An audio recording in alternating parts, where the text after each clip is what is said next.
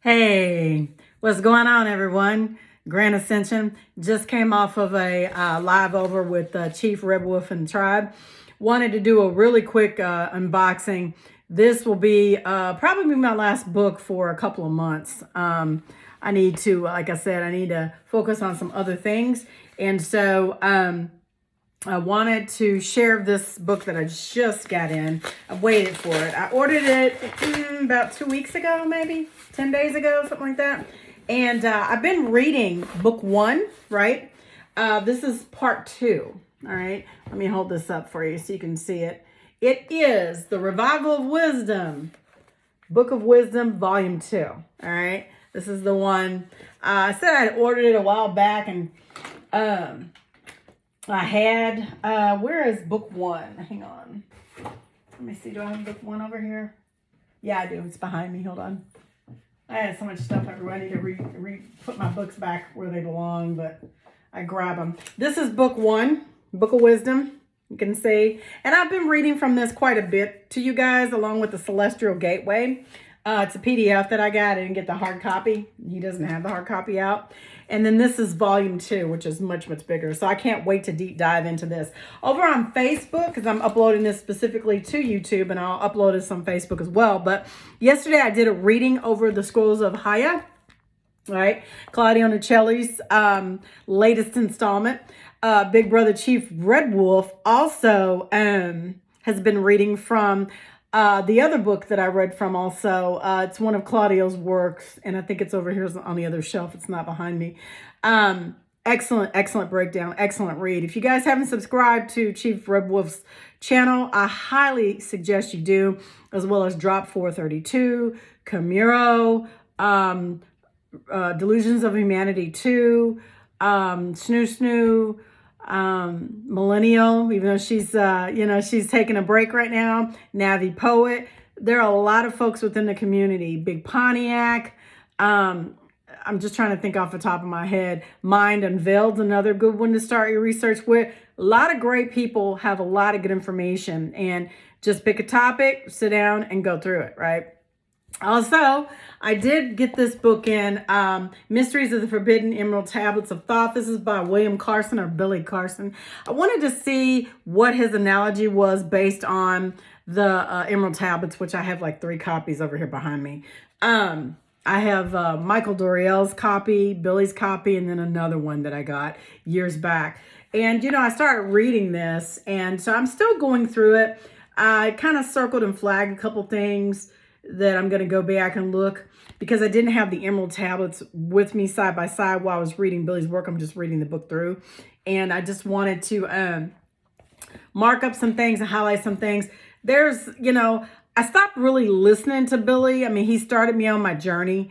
I kind of pulled away from him a bit to go within, do some reflections, and start doing my own research, right? I still listen to Eric Van Daniken, still listen to Redacted, a couple of news sources, of course, Sean Ryan. There's a few folks that I do listen to, and I'm barely on TikTok. I got on this morning and reshared a couple of videos. There are a few people over there that I follow, and there's a couple of them that are just going rants that I just can't deal with. So I'm limited on TikTok. I just can't. It's just too much noise over there, and it's too much craziness. As in Instagram, I don't. If I get on Instagram, it's usually about hairstyles or crochet patterns, that type of thing, and maybe seeing some of my friends and family over there just to see what they're doing and what they post or whatever. But I typically, like I said, my circle's small. I don't really follow a lot of people. In the last couple of days, I've been really busy with taxes and work. And so I have not even been listening to a lot of podcasts. I do still listen to my Lilith and Donovan Dredd at night. And if I don't listen to Chief during the daytime while I'm working, and if I try to catch up on his podcast, I generally try to listen to him at night before I shut everything down. So I did do a reading yesterday over on Facebook, chapters 6 through 8 of the Scrolls of Hayah. And so right now I'm at lunch. I wanted to do this book unveiling. So Book of Wisdom, Volume 1 and Volume 2. I am going to deep dive into this with you guys. Volume 1, we're almost done with. Volume 2, I'm very interested to see what else they've put in here. So I'm going to probably flip through that when I go and grab my another juice for lunch, because I am juicing. I'm going to read to you where I left off yesterday, okay, because I didn't upload this one over on YouTube. I'm going to start at chapter 9, all right? And this is, again, Claudio Nocelli's. This is the Scrolls of Hayah, the Fragment of the Dome, and Visions of the Deceased Beings and the Experimental Lands, all right? No scaphandrum, which means they confuse us, right? It's in Portuguese. So, without any further ado, let me just get into it, all right? Chapter 9, Memories of a Forgotten Empire. The journey back to the base was long and silent. The captain, ever enigmatic, handed me a folder just before we arrived. His words were brief but laden with meaning. Read this carefully and remember, it doesn't exist. Upon arrival, I feigned dizziness to avoid interaction and lock myself in my cabin. Okay.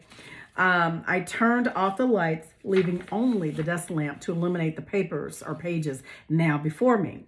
As the ship swayed violently, I struggled to focus my eyes on the faded letters of the yellow pages. The folder was heavier than I had anticipated, and every word felt like gold. The title of the first document immediately captured my attention: Tartary Report. Memories of a Witness. The words pulsed with an ancient power, as if each letter carried the memories of a past intentionally erased. And it has been. Full stop. Nuggets of knowledge, whoever sees this video.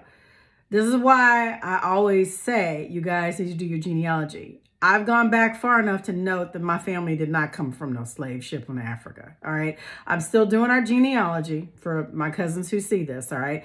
I'm currently working on the slaughter side more so than the Wheatley side. I will get back to that eventually. And Kimira Wa has done an excellent job in helping me piece together some things.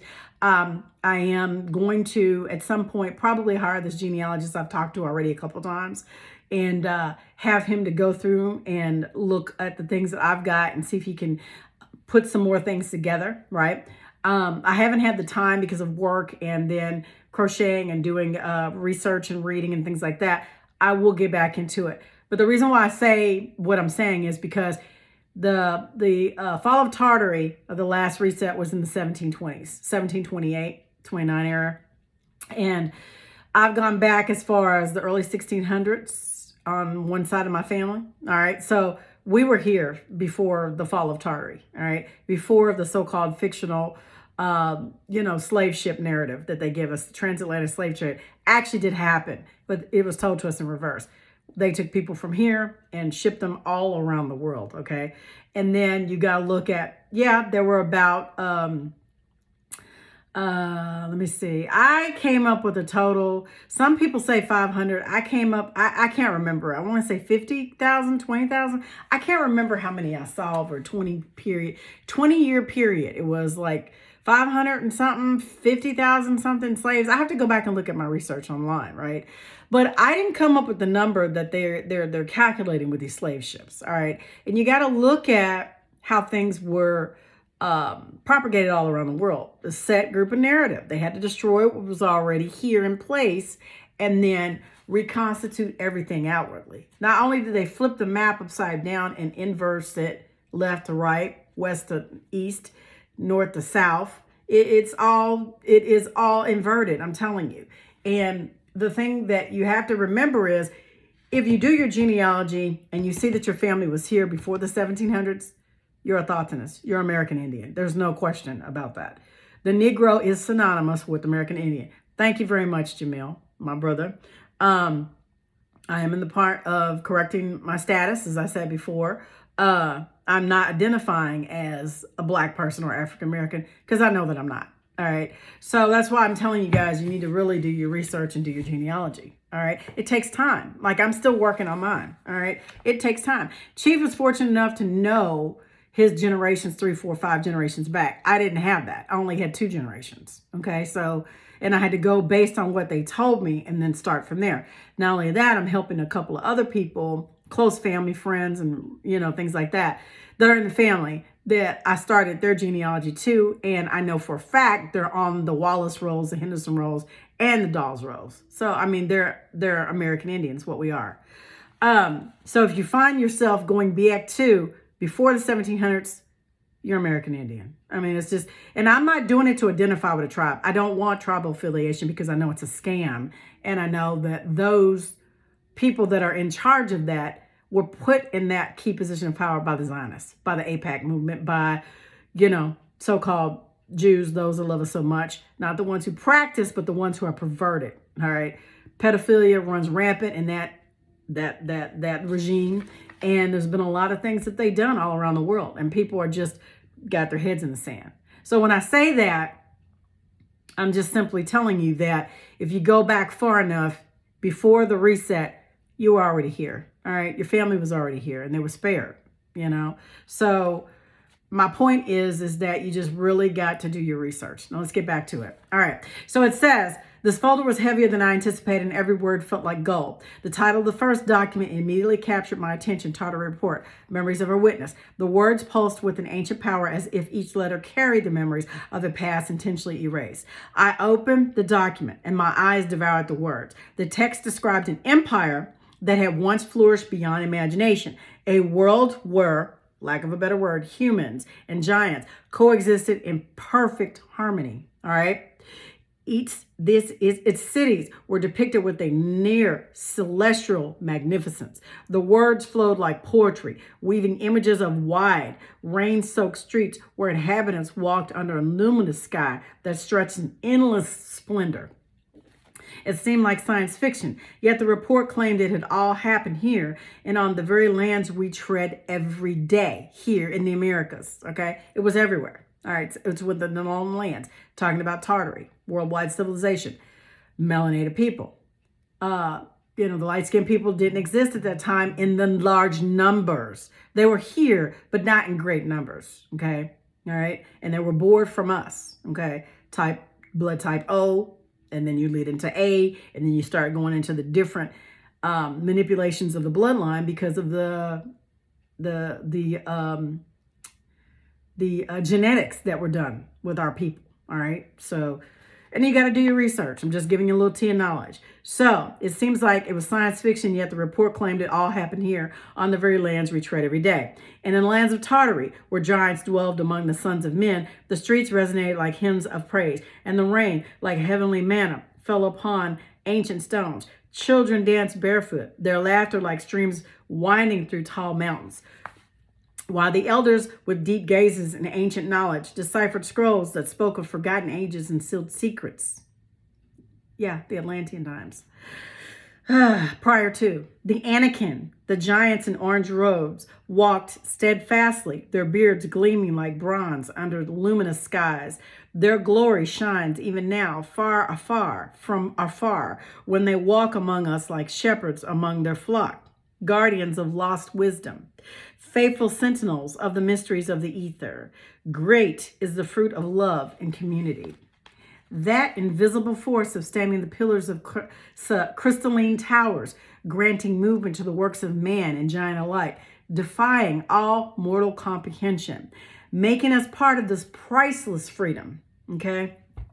The text drew me in completely, each word resonating within me as if I too had been part of it. And I was there and you were there too.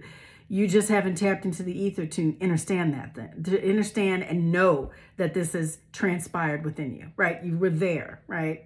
So it says, and in a way we all had. It painted a more vivid picture with every step, forming an eternal image of what our ancient world was. I could imagine myself walking the streets, feeling a connection between humans and giants. The Anakin were not oppressors, but protectors, a race that seemed to have attained a deeper understanding of the world and their purpose within it.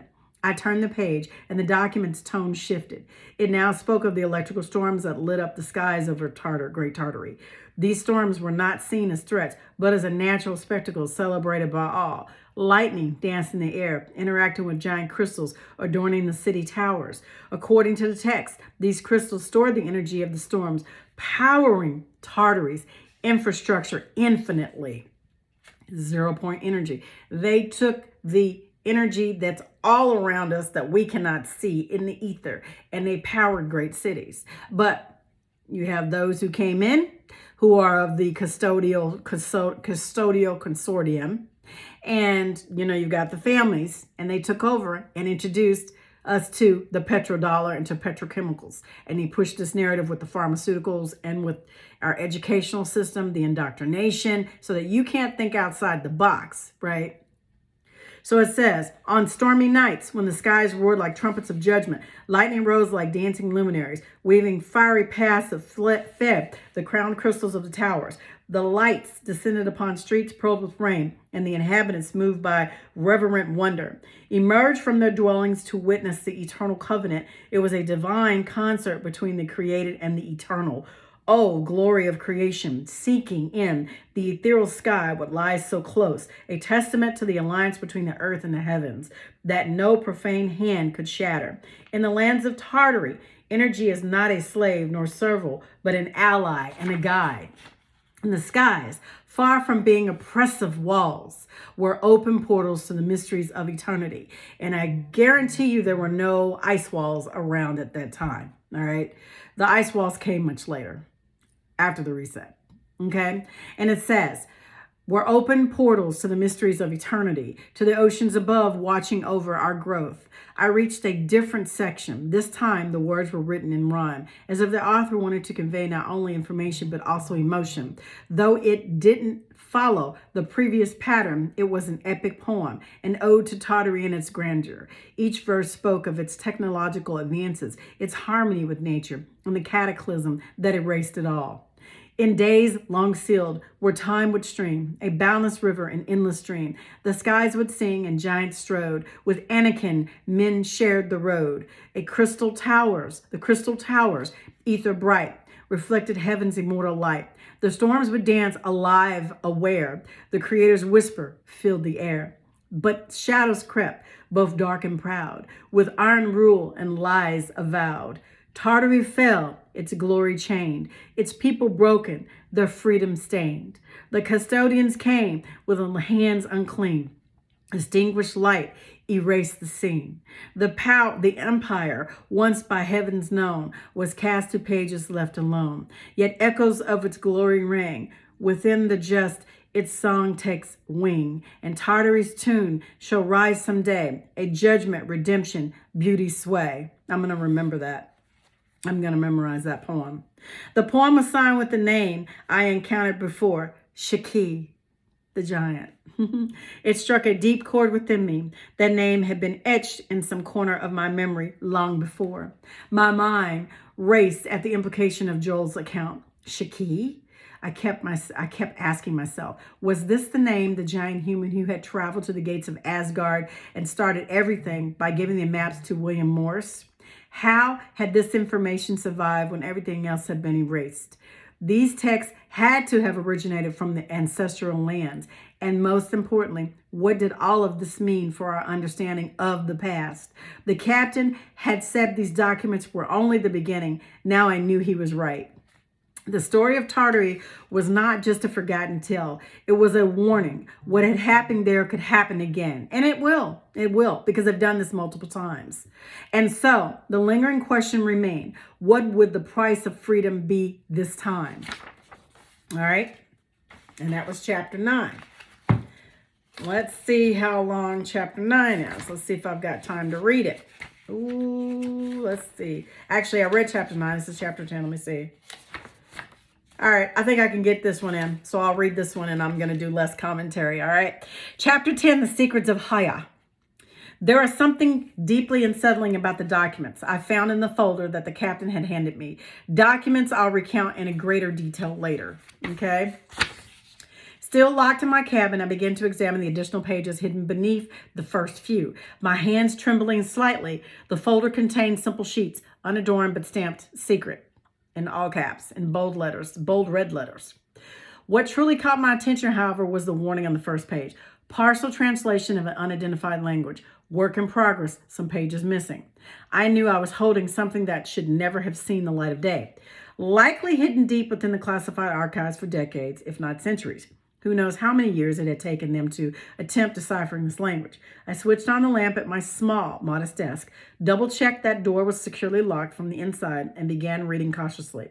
The first translated page told the story of a child named Hayah, who was found at the doors of a temple during a raging storm. The description was austere. almost clinical, yet the words guided the reader down paths unknown. In the storm, the wind roared like an enraged giant, and the temple doors yielded to its fury. On the threshold lay a child wrapped in a faded cloth, his face serene, as if untouched by the tempest. The monks took him in, naming him Hayah, and sheltered him as a gift from the heavens. In his presence, the echoes of the wind ceased, and the rain fell softly, whispering peace upon the earth. Thus began a message that touched our door, and so it was received. The text went on to describe Hayah's childhood in the temple. Raised by monks, they quickly noticed that he was different. He didn't play with other children or laugh as they did. He was always contemplative. He spent long hours gazing at the sky or alone in his room, distant from the world. The monks often overheard him speaking to himself, according to the subsequent translations. This was far from ordinary. One curious monk decided to spy on Hayah one night when he was 8 years old. What he saw defied understanding.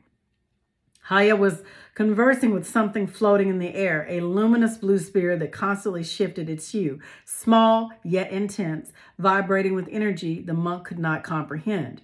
In the dim light, the monk saw the child sitting on the floor, and behind him, a sphere that seemed to contain the very heavens within. "What are you?" asked Hayah, and the spirit appeared to respond, "I am the key that opens the door of understanding, the guardian of what was and will be. And you, Hayah, are the bridge between the world and the eternal." The translation abruptly ended there, as if the translator had been unable or unwilling to decipher the remaining words. I moved on to the next page, which described how, at 13, Hayah began to speak publicly. His speeches were deeply spiritual, but mentioned no deities. Instead, they focused on the connection between human soul and a force he called the Source, the Great Spirit. I'm adding that, all right? What we call God. The translated words carried an indescribable power, resonating deeply. "Seek not the truth in the skies they have shown you, for these are veils that conceal the true light. The Source dwells within you, waiting to be found, and the path to it has no leaders nor lords. Only love and the awakening of the Spirit shall guide you." As I turned the pages, I found a section detailing the custodian's efforts to stop him. Hayah had begun to gain followers, and his message, urgently humanity to break free from the chains of manipulation, was seen as a threat. He was arrested at the age of 39 after returning from a mysterious journey, some referred to as a voyage to distant lands. He was taken to an unknown location, but according to the text, even from his cell, he continued to speak with those who managed to visit him until he vanished. The narrative became more fragmented. Some pages were missing, and others were written in a language that hadn't been translated. Annotations in the margins indicated that the content was too complex to decipher with resources available. The last translated page spoke of his disappearance. One night, guards found his empty cell. Some believe he had been executed, while others claimed that they had heard him say he would return across the walls to reconnect with the celestial lands. His disappearance became a myth, a legend whispered among those who had heard him speak. Some even claimed to have seen him afterwards. But why had these texts been hidden from humanity? I carefully returned to the pages to the folder, fully aware that what I had just read was only a fraction of the story. Key pieces were missing, pages that might have held answers to questions I had yet to formulate. One thing, however, was clear. Hayah was not merely a man. His life and message were a direct challenge to the system that keep us in prison, not only within our lands, but also within our minds, within here. I turned off the lamp and lay on the bed, reflecting on the documents and Hayah's words, which lingered in my mind. The Source dwells within you. Could it be true? Was Hayah a figure from the past showing us a path to future? Yeah. Most definitely. Okay. So I've read 9 and 10. I'm going to wrap it up here. I don't want to make this too long-winded. I am at lunch, so I want to go get my juice and flip through this book, the Book of Wisdom, Volume 2, where I left off with you guys for the Book of Wisdom. Where did we go? Let's see. I got a thing here.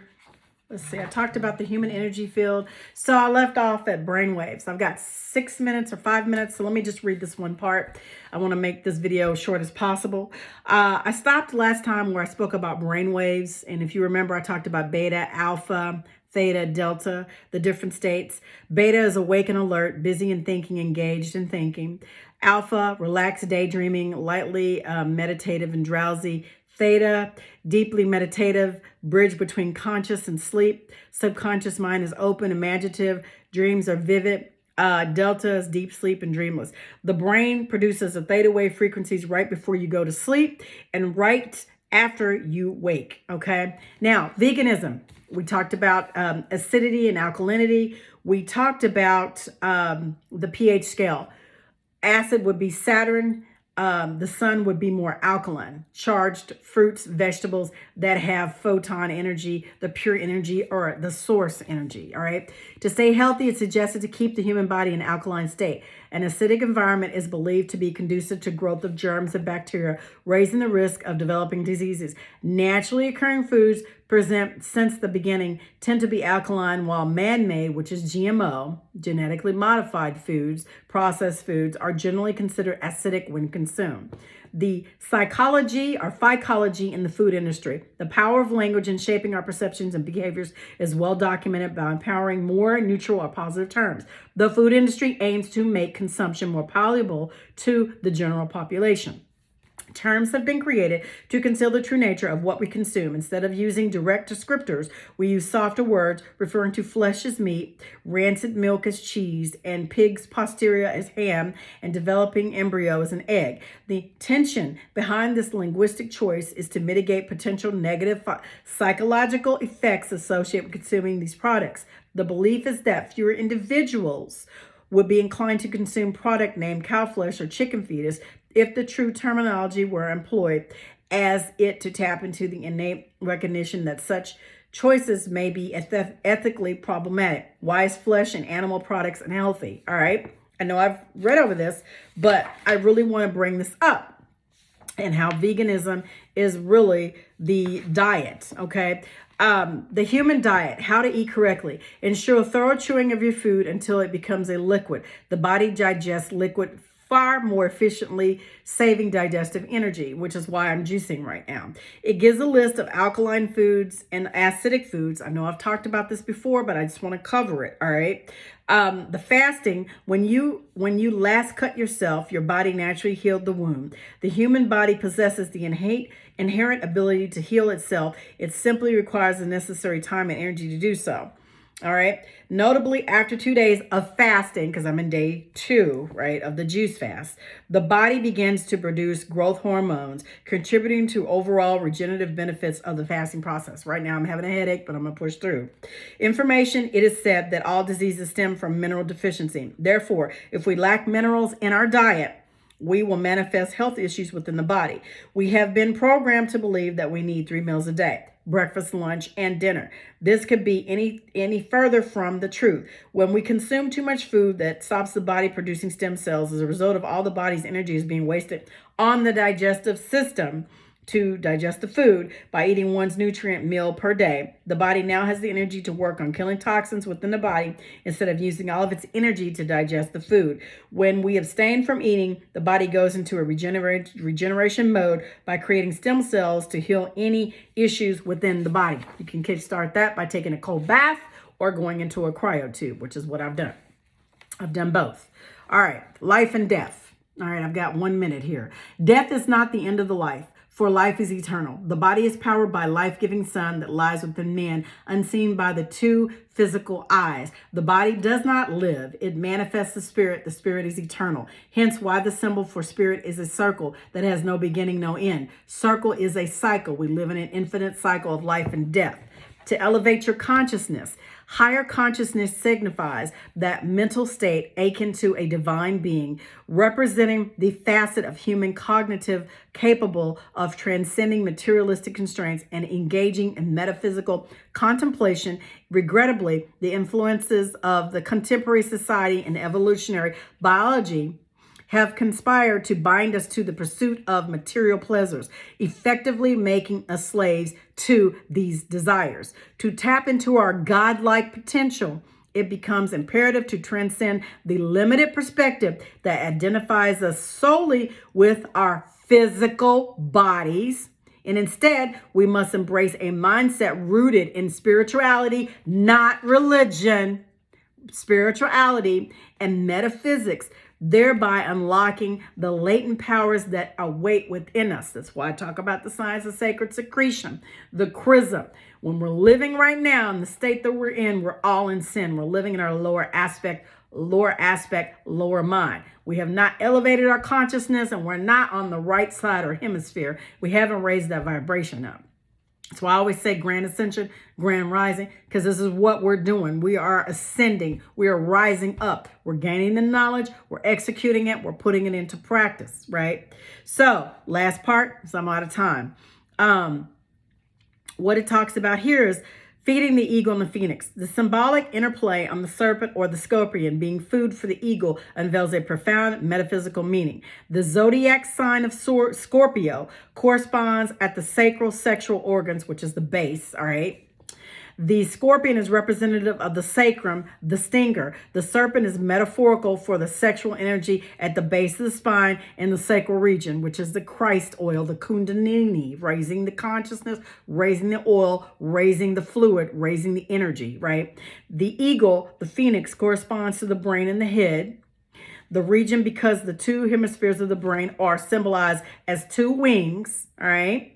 We must sacrifice, make sacred the serpent within us to feed our rising phoenix. In other words, we need to save our sexual energy and transmute the energy up from the base of the spine to reach and stimulate the pineal gland to reach Christ consciousness. It's all about energy. It's all about vibration. That's why they work so hard to keep us at a lower state and to keep us fighting each other and keep us separate and dividing and keep us looking outwardly when we possess the power within us, all right? The phoenix is the very symbol of self-sacrifice as it dies onto itself to become reborn or resurrected from the ashes of its own internal petrification or purification. This process is also known as fighting the dragon, chopping the head off the serpent, or killing the seven-headed beast. How to raise your consciousness, last thing. All right. Killing the lower self symbolically, and this is what it shows in pictures right here. All right. This is about balance. All right. Last part, how to raise your consciousness. The first step to raising your consciousness would be to master your thoughts and changing your perception and what you experience. Everything that you encounter or experience is neutral. It is your mind that gives it the positively charged outlook or negatively charged outlook. Your mind decides. With that being said, to elevate our internal state, we need to focus positive perceptions or reality. As you think, you become. What you project, it is. You see it. All right. You are the controller of your mind. Do not choose to think negative thoughts or perceptions. A little exercise you can do, which is effective, is listening and saying positive I am affirmations to start your day. If any negative comes into your mind, instantly banish the thought and transmute it to positive thoughts in words.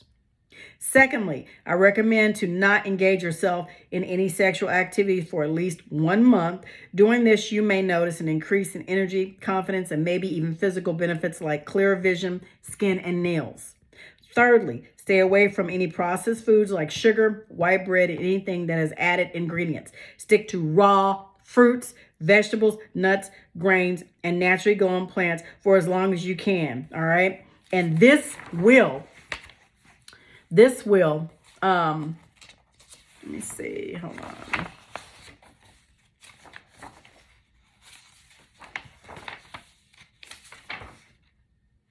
on. He stopped.